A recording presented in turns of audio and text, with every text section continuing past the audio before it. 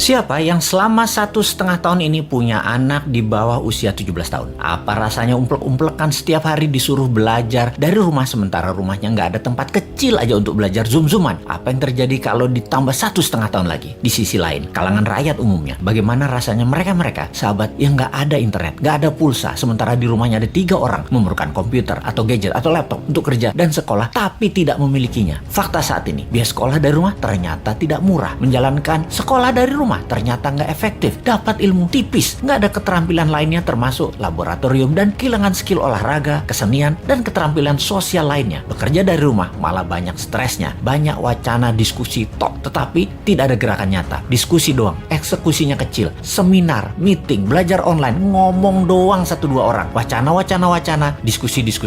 Rekening mah minus juga. Saat ini dunia bergeser jauh. Berapa lama kita akan menjadi seperti ini di bawah serangan virus? Jawabannya, kalau gini cara mengelolanya, selamanya, setidaknya sampai tahun 2025. Demikian kata WHO dan World Bank. Waduh, paling cepet 2023 awal deh. Tetap aja lama. Maunya tahun 2021 ini paling lama selesai deh. Vaksin deh tuh 100% orang Indonesia. Pertanyaan lagi, apakah selesai COVID? Ya nggak tahu juga. Menurut Ngana, selesaikah COVID ketika 100% manusia Indonesia sudah divaksin? Jawabannya nggak tahu. Misalnya, manusia setelah divaksin, efeknya tingkat kematian dan fatality-nya menurun, tetapi tetap bisa kena. Dimana kalau kena ya isolasi mandiri, katakan 10 hari. Setiap hari ada 30.000 orang bergantian bergiliran. Tiap hari ada 30.000. Karena 10 hari di isoman, maka yang dikurung hari itu adalah 300.000 orang per hari yang terkurung gantian sampai 100 juta orang. Gitu ya, 2 tahun itu bisa tercapai? Bisa lebih. Serem amat ya kalau ini terjadi. Untuk mencapai 60% populasi yang benar, ya bisa 2 tahun lagi, mungkin bisa 4 tahun lagi. Kalau hal ini terjadi, maka bukan hanya ekonomi yang ambiar, tetapi keterampilan sosial anak kita, keterampilan lainnya hilang. Bisa terjadi generation gap yang parah, di mana di tahun 2045, 24 tahun lagi, mereka usianya yang sekarang 10-20 tahun itu adalah mereka menjadi tulang punggung angkatan kerja dan usaha. Mereka, bayangkan, tidak punya keterampilan yang mumpuni. Maka angkatan yang usianya 50-70 tahun di kemudian tadi masih tetap bekerja dan ini tidak efektif. Maka gawat kalau bernegara tidak ada yang memikirkan hal ini, tetapi lebih memikirkan tenaga kerja asing bagaimana bisa masuk terus dengan dilindungi pejabat paling berkuasa. Alhamdulillah berhasil masuk terus. Itu lebih penting baginya sekarang. Saat ini generasi mendatang ngapain gue pikirin katanya. Yang penting saat ini lagi berkuasa, gak ada yang boleh halangin. Pokoknya gigi 5, gaspol, gue harus kaya. Lalu siapa yang urus generasi muda yang sudah 1,5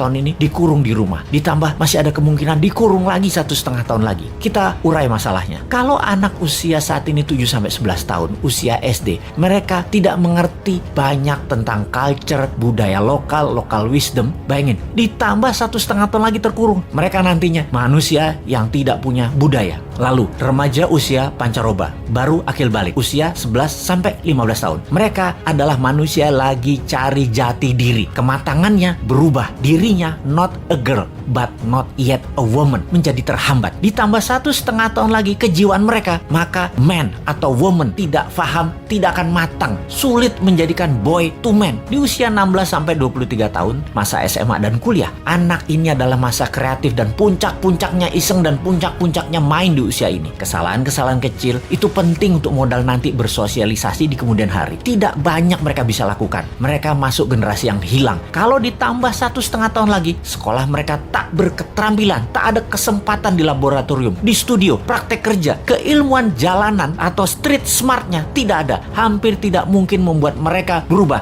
from man to gentleman. Ada 40% saat ini dari populasi Indonesia yang usianya saat ini 7-23 tahun. Yang 20 tahun lagi mereka merupakan tulang punggung keluarga, bangsa, negara. Jadi apa mereka ini nantinya? Ada yang mikirin pelindung nikel, mikirin. Yang pasang baliho jualan tahun 2024 itu mikirin. Yang menjabat sekarang mikirin. Kalau bosman, ada tuh bala muda walau kecil, kita berjuang.